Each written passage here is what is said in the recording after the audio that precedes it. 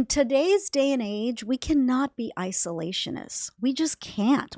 There are too many people that want to wipe us out, that if we become isolationist in every sense of the word, meaning like, see no evil, hear no evil, all of those things, we're going to become targets.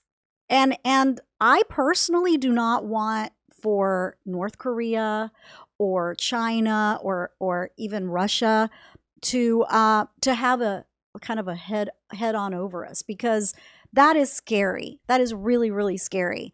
And again, we live in a day and age where a lot of these superpowers have nuclear weapons, and we're just trying to prevent one more power, a crazy power, okay, one that is not afraid to become a martyr, to have a nuclear weapon.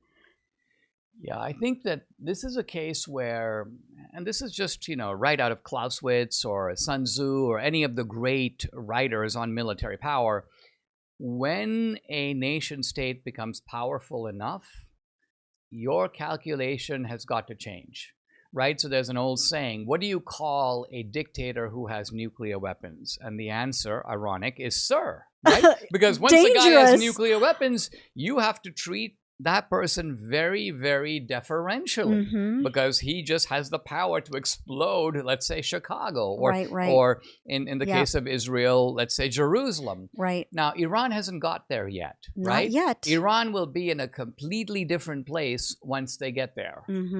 And the people who are saying, I think, stop, stop, stop, are, as a practical matter, going to allow Iran to get there. Right? And not only that, they are, as a practical matter, going to save a regime that appears to be on the edge of falling. So consider the great blunder, and I'm just going to be kind and call it a blunder, that installed the Khomeini regime, Jimmy Carter, that ejected the Shah. That's right. That gave us really 50 years of uninterrupted terror, Iranian mayhem. And now we have a chance to undo that, right? And people go, well, we're not for regime. I'm actually for regime change in this case. Yeah, especially because we are on the verge of having it. And so are you literally going to say idiotic things like Iran has a right to defend itself? What are you doing? You're protecting Khamenei against not only us, not only Israel, against the Iranian people.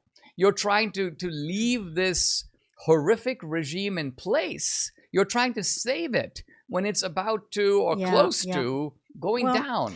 And let's talk about the proxies that Iran has, that Iran supports, right? Yeah, tell us about that's those. A big difference from Iraq versus Iran, because well, Iraq would, you remember, Iraq would pay $25,000 to an Islamic martyr, but that's the extent of it. Yep.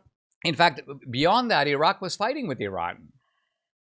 Yes, right? Exactly. But Iran, I think what you're getting at, and you can give us some details on it, Iran is really, in a way, something more resembling a world power. Right. Which is different than Iraq.